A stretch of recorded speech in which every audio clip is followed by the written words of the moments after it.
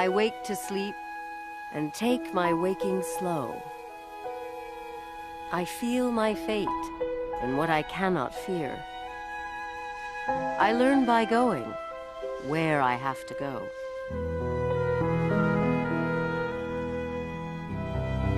We think by feeling. What is there to know? I hear my being dance from ear to ear. I wake to sleep and take my waking slow. I learn by going where I have to go.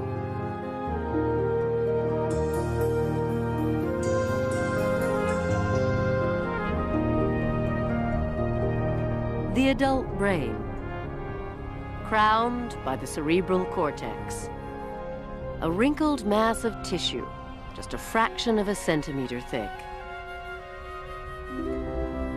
Within its furrows lie our powers to reason, judge, understand. But buried beneath is an unconscious underworld, a cluster of structures that drives our appetites, moods, and emotions. For a long time, it was thought the brain was divided into two. Emotion was one thing and thought was something else, and these were two things that were interfering with each other. But it's now clear that this division was wrong, just completely wrong.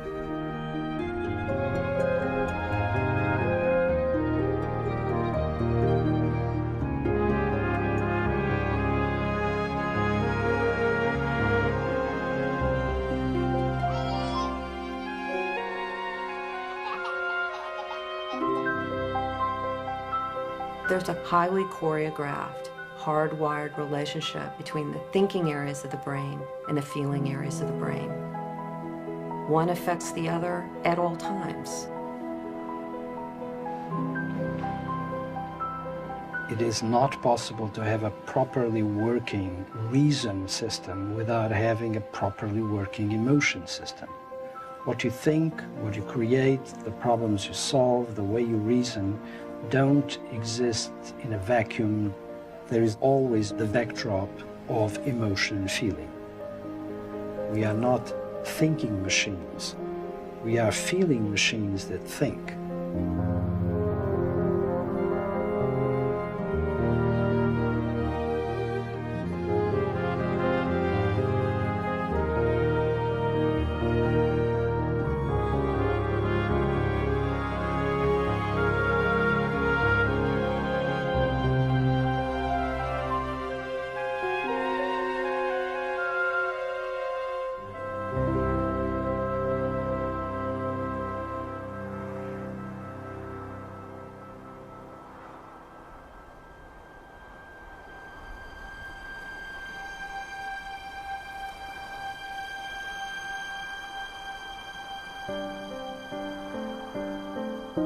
It's been 23 years since he suffered the stroke. It was just horrible. I just felt like I had totally lost my best friend. I wanted to bring him back to the person that he was, but, you know, in reality, I should have known I couldn't. The doctor said to me, the best thing to do is to actually have a funeral for Marvin, the one that you married, and accept the Marvin that you brought home as a totally different person, because he'll never be the same. At 56, Marvin Bateman is a shadow of the young husband and father he once was. A stroke has left him paralyzed on one side of his body. But its most devastating impact is less visible. He has been cut off from his emotions. I want to see my mommy. Please, no. I want to see my mommy. I want to see my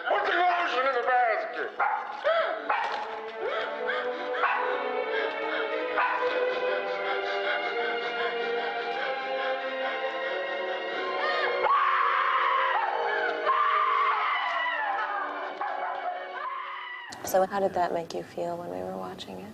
Well, it's, I don't know. Well, it's hard. I'm trying to think. It's like, I know you're looking for a word, but I can't think of one right now. That's okay. At the University of Iowa, researchers are trying to understand why Marvin cannot feel a simple emotion like fear.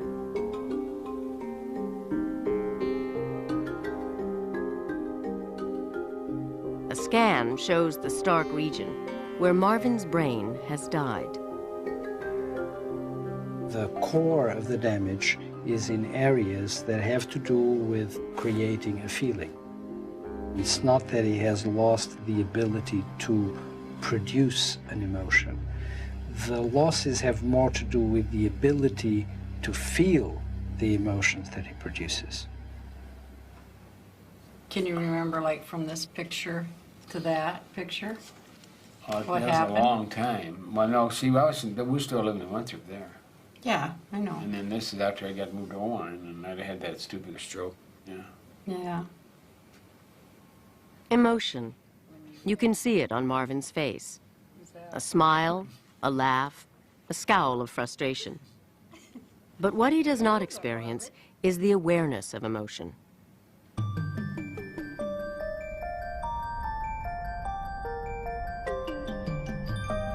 Emotions are generated by structures hidden deep in the brain. The tiny almond-shaped amygdala is the first to respond to an emotional event, triggering a series of split-second reactions within the brain's emotional core. Waves of nerve impulses travel down the brainstem, setting off an instantaneous visceral response throughout the body. A lot of the time, the machinery that produces the emotion is operating without us noticing it at all, creating changes in posture and in facial expression, altering the way the organs inside the body are working, preparing the body for what's needed next, generating chemical responses that you will never know existed. And all of this is what constitutes the emotional state. For most people, awareness of a feeling follows just milliseconds after an emotion is created. The body sends signals back to the area of the brain responsible for conscious thought, making us aware of our feelings. It is in this region of emotional awareness that Marvin's stroke decimated hundreds of millions of brain cells. Marvin experiences emotion, his body responds. But when the physical response is communicated back to his thinking brain, the signal falls into a void. Marvin can only guess at what he or others may be feeling. When you're married, there's an emotional connection between two people. That connection is no longer there. It's like somebody cut that wire between the two of us. If I try and talk to him, you know, about something that's bothering me, or well, I just need somebody to listen. He's just not there for me. There's no empathy or sympathy. He just can't get that feeling. And he knows it should come, but it just won't. This is the Chamonix Valley in the French Alps. Avalanche paths are evident all around. In the past, Before the stroke, Marvin was a successful salesman, selling plumbing supplies throughout Iowa. But he hasn't been able to work in 23 years.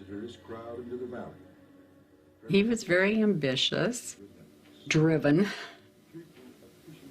No, he doesn't really want to make any decisions as far as anything important, you know. I couldn't make decisions like I thought I should, and I probably wouldn't, you know, make a decision about different things. I probably would have screwed myself up because I didn't, when it wasn't for Arlene, we wouldn't be where we're at because I didn't make, you know, proper business decisions on the house and any bills or anything like that because I just wasn't able to make decisions. Marvin has trouble deciding because he has lost the emotional connection to his past. Memories and the emotions that go with them guide our every decision. But for Marvin, memories are bereft of feeling. All the things that you go through in your life in terms of decisions are inevitably accompanied by some kind of emotion, positive or negative.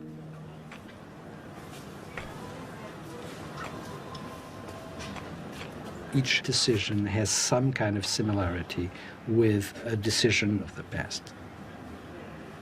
And when you are in a position to decide once again, you will call up an emotional memory that will appear as a gut feeling and will lead you in one direction or another. So what you have is literally a navigational aid, something that helps you get to the right decision. And if that is broken down, then you're at the mercy of facts and logic, and that's just not good enough. Marvin is rudderless as he navigates through daily life. But I'm not an invalid. I'm not, some days probably people probably think I am, but I'm not, you know, I'm able to do a lot of things. I give everything up to have him back emotionally. Okay. Yeah. We care about each other, you know, and I'll always love him. But I just miss the old Marvin.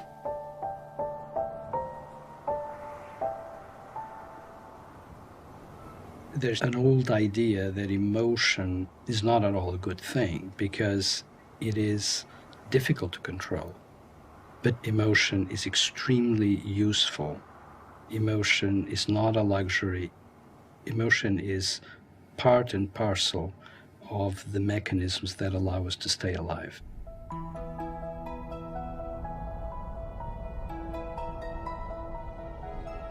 Feelings seem intangible, intensely subjective.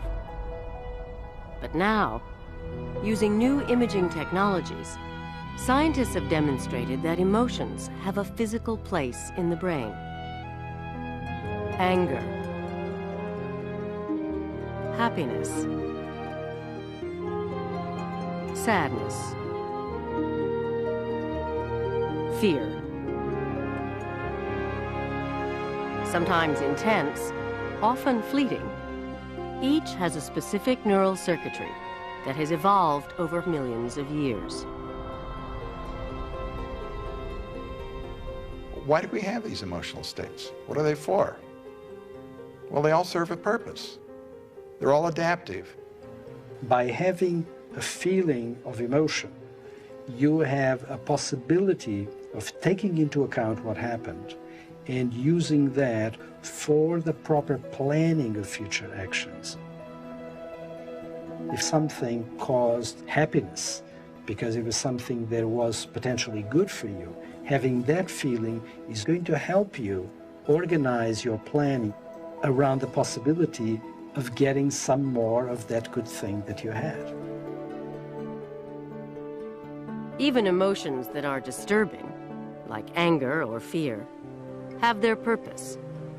No one's life is free from stress, and when those stresses occur or problems arise, we have specific emotions that are part of our repertoire for a reason, because they help us solve those important problems. Anger, for example, is a constellation, a package of brain responses that facilitates our ability to remove obstacles that are in the way of important goals. With fear, the essential thing is to place the organism out of danger. So, for instance, an animal can rapidly flee from the predator or freeze. And so the experience of certain kinds of negative emotions are absolutely necessary and appropriate. Where problems arise is when an emotion persists for a much longer duration of time than it normally would.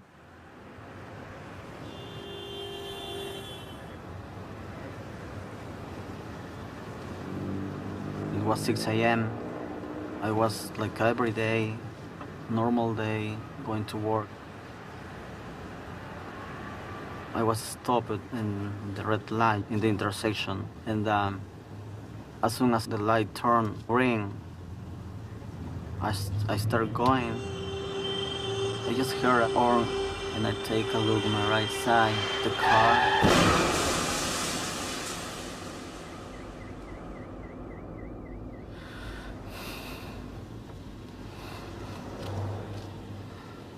It's all that I can remember.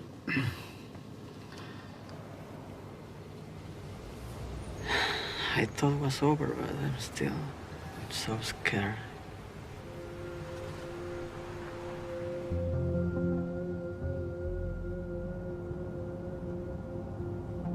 It's 6 a.m. on January 24th. You are driving yourself to work. You're listening to the radio. You stop at the intersection of School Street and Highland Avenue. It's been a year since the accident that broke Johnny Cortez's arm and leg. His bones have healed, but he is still unable to free himself from tormenting memories and crippling fear.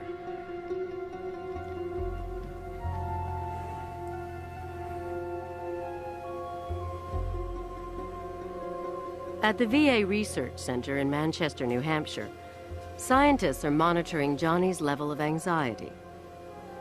He is suffering from post-traumatic stress disorder, PTSD. One of the diagnostic signs of PTSD is that the reminders of the traumatic event produce a physical response. We decided to use the patient's own memory of the traumatic event as a stimulus, so we can measure bodily changes in the laboratory. As you're going through the traffic light, suddenly you see the light of a car coming on your right side, about to crash into you. What we saw while we were watching Mr. Cortez remembering that automobile accident that he went through was his heart rate going up much higher than it was prior to the memory. It started out around 90 and it wound up above 140. The beating of Johnny's heart and the sweat on his skin testify to Johnny's anguish and provide a window into his brain. We think that what's going on in the mind of the person with PTSD is not a simple memory. It's a re-experiencing situation. It's a reliving. If they feel as if they're really back in their traumatic situation, then their hearts start to beat faster and their hands get sweatier because they're preparing to deal with a very frightening event. The car crashes into you. Your chest is constricted and you want to scream. You hear sirens and then a female voice asking you something, but you can't answer the question. The voices around you are like a dream. You're confused and feel the blood rushing to your head. In PTSD, something breaks. An event occurs and the body and the brain cannot accept that it's over. And so instead of moving through it, people get stuck. They're always afraid that it will come back. They think that it has come back when they hear certain sounds or feel certain things in their bodies that remind them of it. And it becomes like a cancer that sits there inside of your memory that dominates how you see the world and how you see yourself.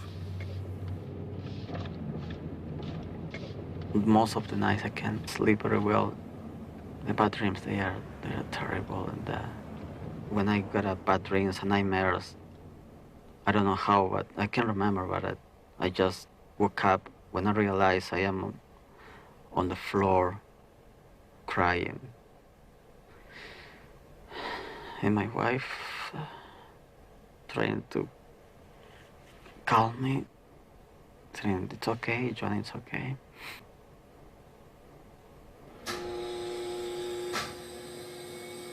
How has fear, a life-saving evolutionary response to danger, been transformed by a traumatic accident into PTSD?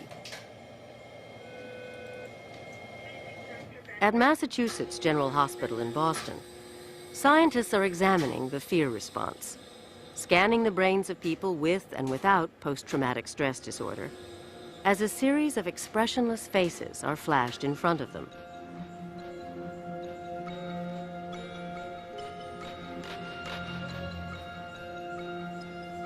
Hidden among the faces is a single image that signifies threat. A face frozen in terror. In that instant, one part of the brain in every test subject is highly responsive. The amygdala. The amygdala is a small structure which cares a lot about threat and fear. If there's something that may be potentially harmful to us, it is a brain area which gets activated very quickly and recruits other areas of the brain to try to deal with this unexpected circumstance. The amygdala sends outputs to the body so that your muscles begin to tense, hormones are released, blood pressure goes up, and all of these are part of the protective response of the body designed by evolution to help you stay alive. Imagine you're walking down a path in the woods and all of a sudden there's a curved object that looks like a snake on the ground. And you find yourself stopping with your leg resting above that object, and you look down and see that it's simply a stick. So why did your leg stop like that? In the normal brain, the amygdala acts like an early warning system, alerting us to danger. But the amygdala does not act on its own. The frontal cortex, where we think and reason, plays a crucial role. There are two parallel routes of fear processing in the brain. One will go directly to the amygdala. It's a quick and dirty pathway and trigger a fear reaction unconsciously. But then as the information slowly makes its way to the cortex perceives the difference between the stick and the snake and says it's only a stick. Once the discerning cortex has determined that there is no call for panic, it sends a message to the amygdala, quieting the fear response. But in post-traumatic stress disorder, the cortex is held hostage by a volatile amygdala. Thinking is hijacked by emotion. People with PTSD are very sensitively tuned to pick up threat and respond to even very minor stimuli as if their life were in danger. All there is your fear and your threat that my life has come to an end. You're trapped.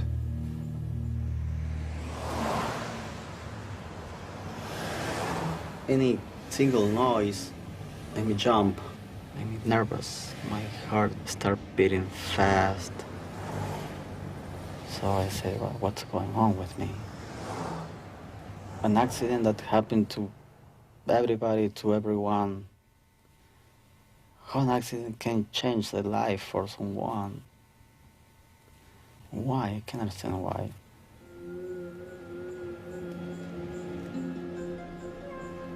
Most people suffering from PTSD are like Johnny, at the mercy of an overly sensitive amygdala and the hormone that gives that extra burst of energy to help us fight or take flight in the face of danger, adrenaline.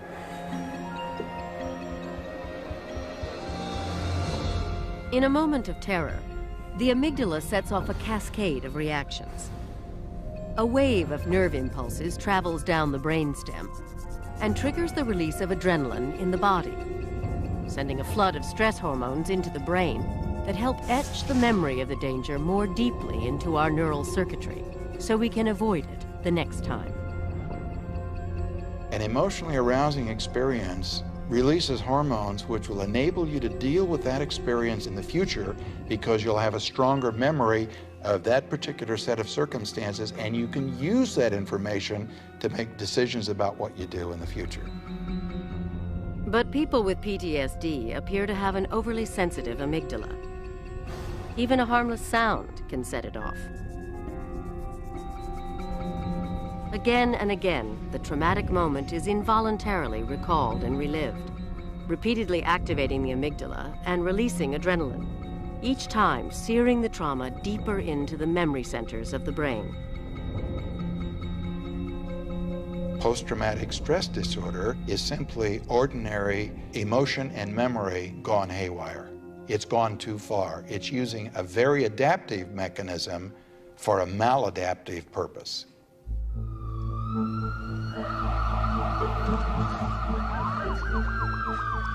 If PTSD begins with a jolt of adrenaline, can blocking the effect of adrenaline stop PTSD before it starts?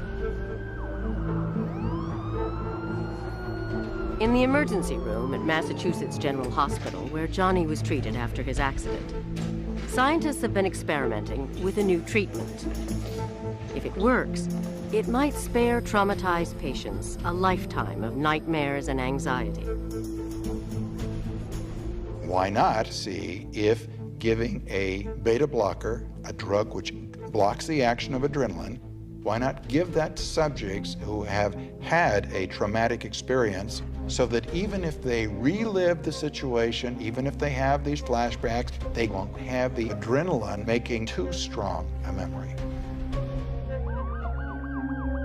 In a carefully controlled study, traumatized accident victims were given the beta blocker drug as soon as they arrived in the emergency room, and then 4 times a day for 2 weeks. The preliminary data suggest that by interfering with adrenaline's impact, beta blockers can stop the vicious cycle of post-traumatic stress disorder in its tracks.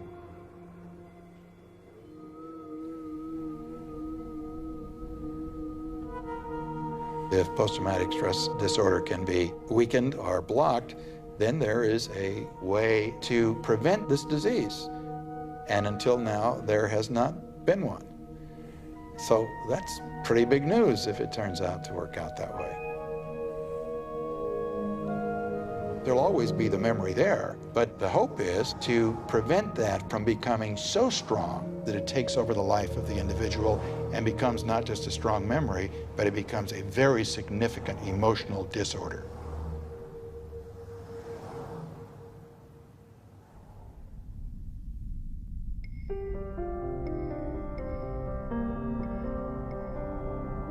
Just as fear has turned against Johnny Cortez, terrorizing him with its unrelenting persistence, other emotions too can go awry.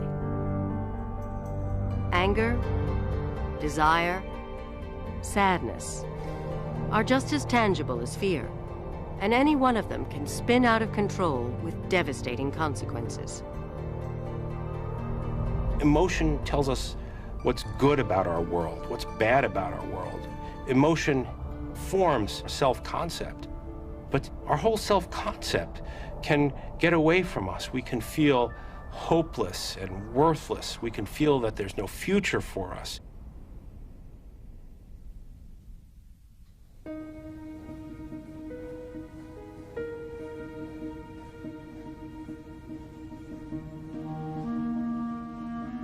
Lauren Slater first checked into a psychiatric hospital at the age of 14, suffering from severe depression. 10 years later, after having been in and out of the same hospital, she was still suffering. When I was 24, 25 years old, my 5th hospitalization was fairly brief. They were at the end of the line with me. What could they do for this girl, now become young woman who they'd seen year after year? And I was discharged from the hospital and I didn't have a place to go. So I went to this motel and I fell asleep. I was in this half state between sleep and wake, and I could see very, very clearly where my life was going. I knew that I did not want to live the way I had been living. I saw myself clearly. I saw who I was and what I was and what I had become. and I knew I wanted out. And out meant two things, one of two things. It meant somehow either getting better, changing, or it meant leaving.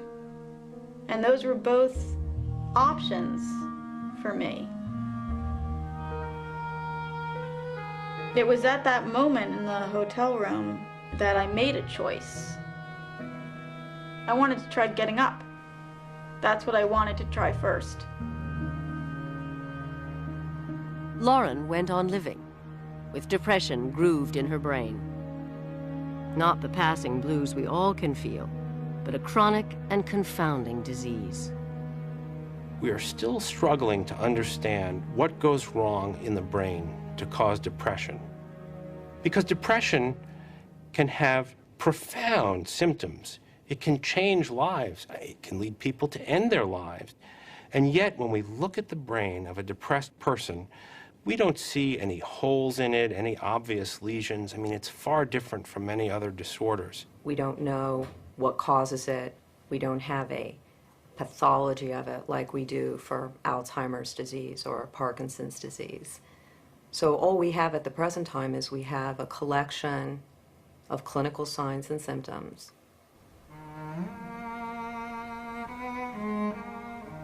To feel depressed, to me, is to feel dead. It's to feel that all of the things in your life that gave you comfort and meaning, they're no longer even familiar. Deadness, terror, horror, distorted time. It's the ultimate isolation.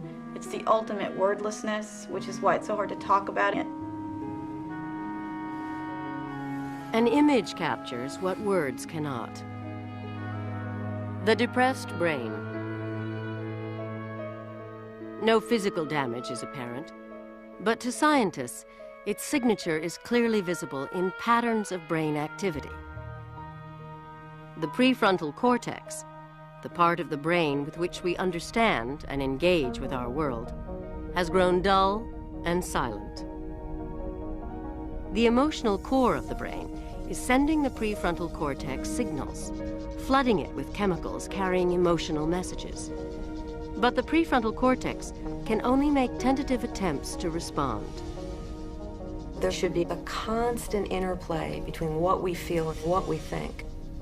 But in the state of intense depression, the balance between emotion and feelings and thinking and reasoning becomes out of whack.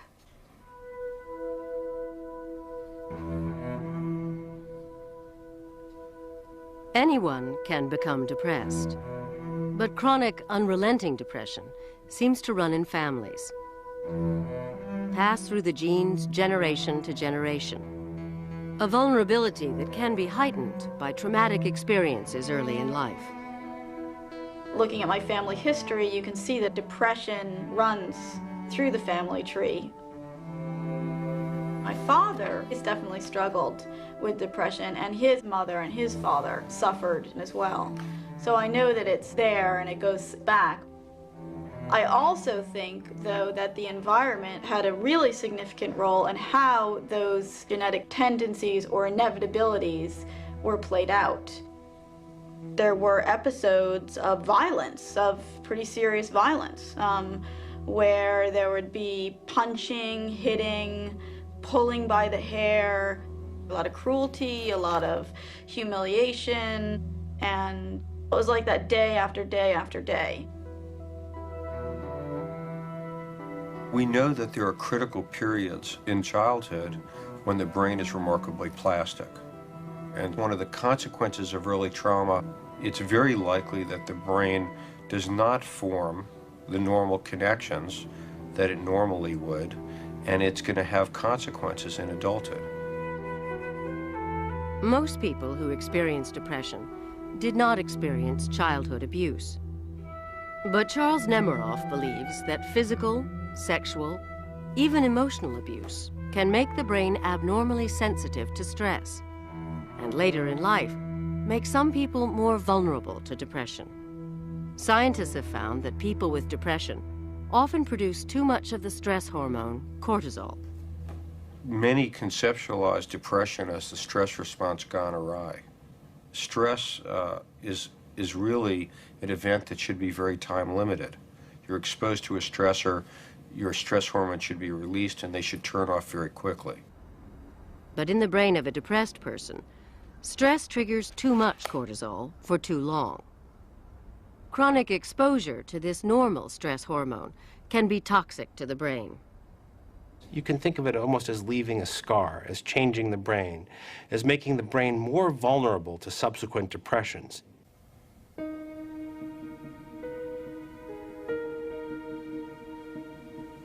After my experience in that motel room, I really worked hard to pull it together.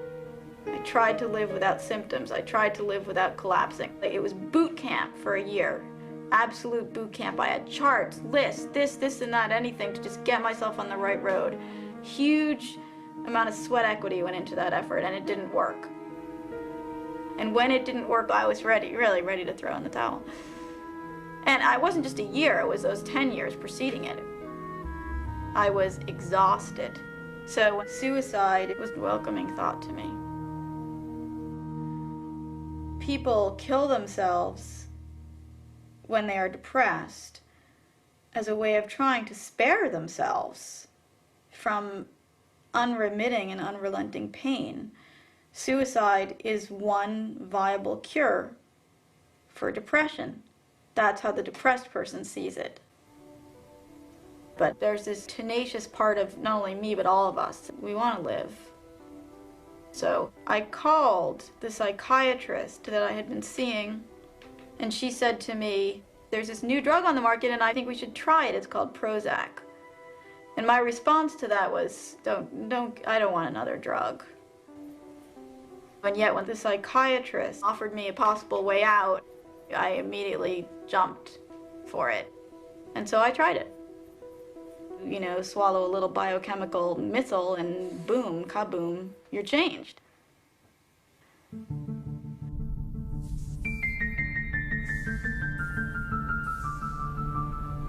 The brain contains 100 billion cells, neurons, and they make 100 trillion connections or synapses. And each of the neurons release chemical substances called neurotransmitters. And these neurotransmitters are the legal tender of the brain. That's how these cells communicate with each other. As the neurotransmitters flow through the brain like a river, sending a steady stream of information between the brain's emotional and thinking regions. Just a few milligrams of an antidepressant like Prozac, Zoloft, or Paxil can quickly and radically affect one of them, the mood-influencing chemical serotonin.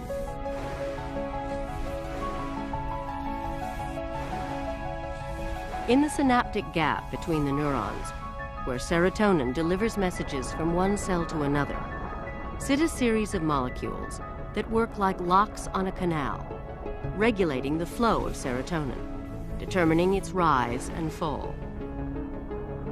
In the depressed brain, serotonin is often at low ebb. An antidepressant can plug the entry to some of the molecular locks, forcing serotonin levels to rise in the open spaces between the cells, a change that occurs throughout the brain, but especially in the brain's prefrontal cortex. And the fact that it occurs in the prefrontal cortex, I think, is very intriguing, since this is the very area that people would have guessed would be a critical area in being able to regulate your mood, for the brain to be able to get itself back on track. Higher levels of serotonin stimulate a cascade of reactions that bring the brain back into balance. Within weeks, the symptoms of depression mysteriously lift. What we really want to understand is that last step, that last bit, that change in the wiring, so that the I'm no good changes to maybe things are not so bad.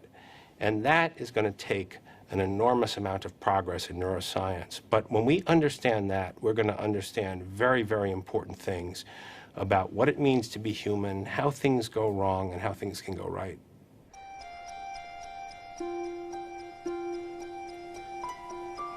When I first went on Prozac for the first like 6 months, it were like probably the best 6 months of my life. Suddenly I could feel. I could feel pleasure, I could feel happiness, I could feel sadness. It was like this whole range of possibilities. I was walking around stunned. My senses were very different, colors were different, my taste buds were different, my tongue was different. This world was suddenly open to me that I had never really explored before.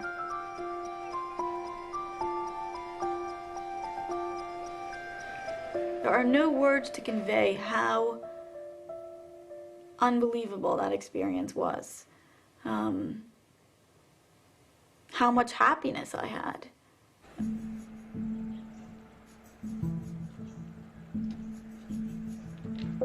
It has been 12 years since Lauren first found relief from depression. Ever since, she has worked to rebuild her life.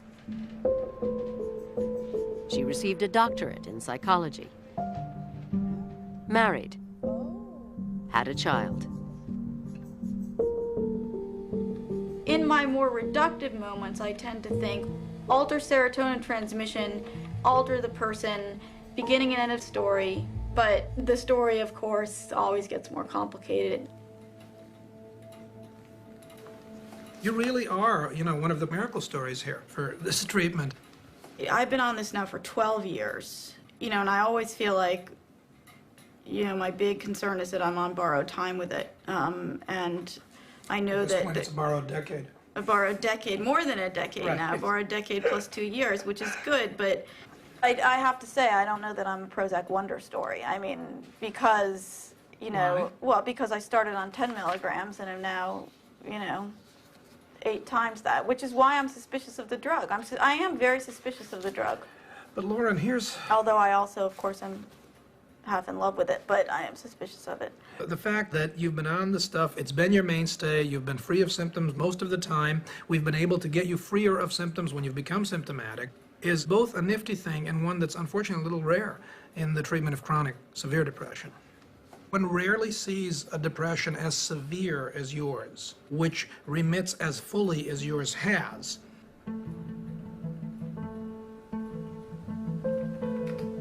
I thought, now I have this drug and it's great. I thought I actually had it licked. But then it became a much more complicated relationship. It became I became an unreliable lover. One who had the capacity to save me and yet who could leave me at any moment utterly stranded. Lauren is not cured of depression. Drugs only relieve the symptoms. And like an infection that resists an antibiotic, Lauren's brain periodically begins to resist the antidepressant. She relapses. Dosages must be increased. Different drugs must be found. Patients call it the Prozac poop out.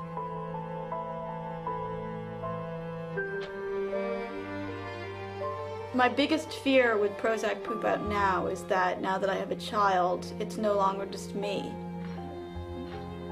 And I'm afraid that I will not be able to function as a parent. And that will obviously have repercussions for my daughter. Lauren will always need medication to help her get on with her life, to simply go to work each day. But now she looks beyond her own suffering to helping others.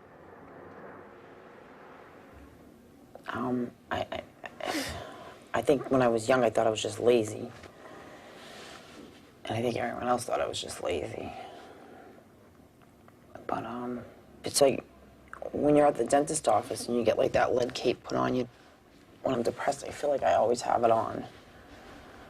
Now what you're telling me, okay, is that... Drawing on her own experience with depression, Lauren has become a practicing psychologist, counseling patients at a community clinic in Boston. Like Lauren, many of them take drugs to relieve their depression. You started off the therapy session saying that you have no resources outside of your doctors and your medication. And you'd be a puddle of sugar should I and your psychopharmacologist and, but I guess, and the pills themselves suddenly fly away. But when we look, I think that drug therapy probably gives a leg up, the ability to become symptom-free enough so that you can learn new ways of behaving. But I resisted myself and in other people being reduced simply to a series of biochemistry, or biochemical interactions. So in some ways I insist on there's got to be some kind of therapeutic process here that's not just talking about our synapses. You yourself told me that you've built a support network. You've come out of the closet with your depression, and that really helps. And these are all of the coping mechanisms that you have. The fact is that you have resources inside of you. For many people, drugs alone are not enough to keep depression at bay. Research has demonstrated that the most effective way to treat depression is with a combination of drugs and talk therapy. Talk therapy works because it works on the brain. Anytime we learn something new, anytime we change our mind about something, anytime we remember something, we can do that only by changing the physical structure of our brain, by changing, literally, synaptic connections so that we're processing information differently. We can think of therapy as the brain learning a skill that's not unlike learning a complex motor skill, or, for example, becoming adept at a particular sport, or becoming adept at a musical instrument, where there's systematic practice, and that practice leads to a demonstrable change in behavior. You know, the anxiety of getting depression is almost worse than the depression. Yes. And the thing that you need to remember about that is that you have always gotten through it, maybe with cuts and scrapes and serious wounds, but you've always gotten through it. So...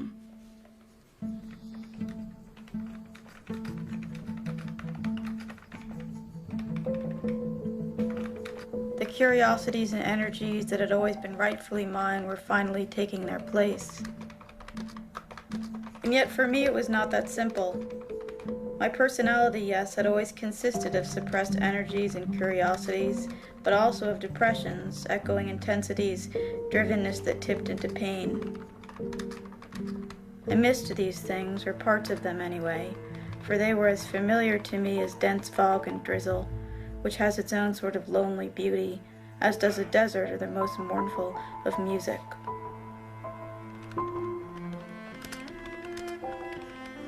Having lived with chronic depression, a high-pitched panic, and a host of other psychiatric symptoms since my earliest years, I had made for myself an illness identity, a story of self that had illness as its main motive, the explanatory model on which my being was based.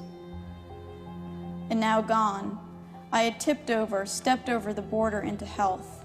There was no more depression, which had felt like the stifling yet oddly comforting weight of a woolen blanket, or anxiety which lent a certain fluorescence to things, or voices which had always been there, sometimes louder, sometimes softer, some north star of sound in the night.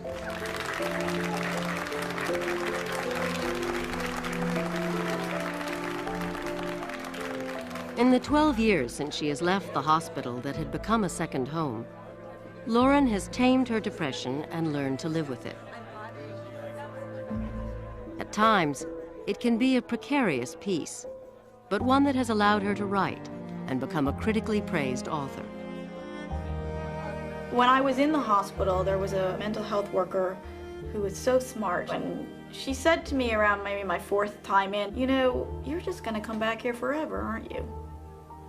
And it looked that way. It looked like that was gonna be my life. Well, in some ways I feel like I'm just so damn successful. But not for the reasons that you might think, but because I'm out, and I've stayed out.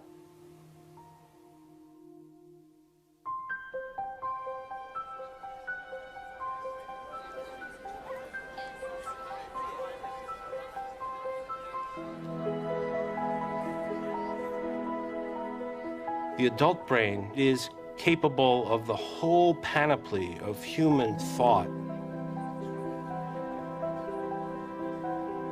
But it's emotion that is at the very heart of our thinking lives.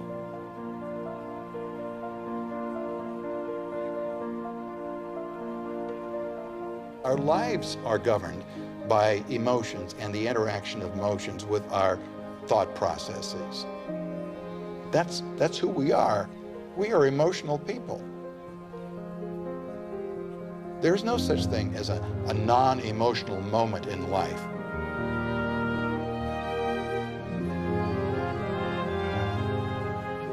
We think by feeling. What is there to know? I hear my being dance from ear to ear. I wake to sleep and take my waking slow. I learn by going where I have to go.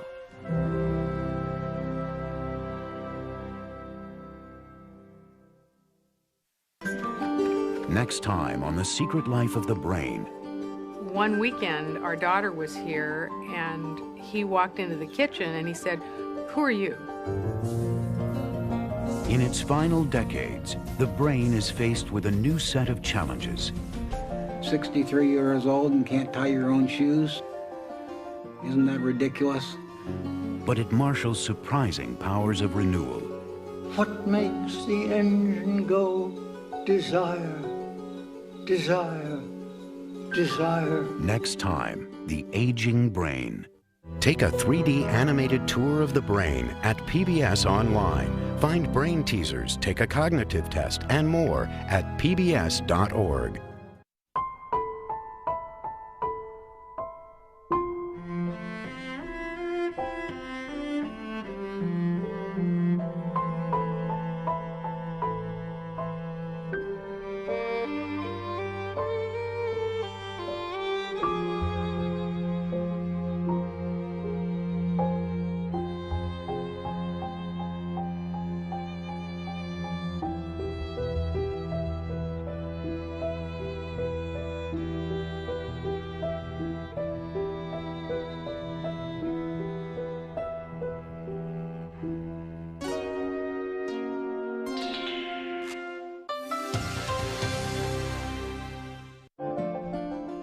Major funding for The Secret Life of the Brain is provided by the National Science Foundation, America's investment in the future. Funding is also provided by... At Pfizer, we're spending nearly $5 billion looking for the cures of the future. We have 12,000 scientists and health experts who firmly believe the only thing incurable is our passion. Pfizer, life is our life's work. The Medtronic Foundation, on behalf of Medtronic, providing lifelong solutions for people with chronic disease. Medtronic, when life depends on medical technology. The Park Foundation, dedicated to education and quality television.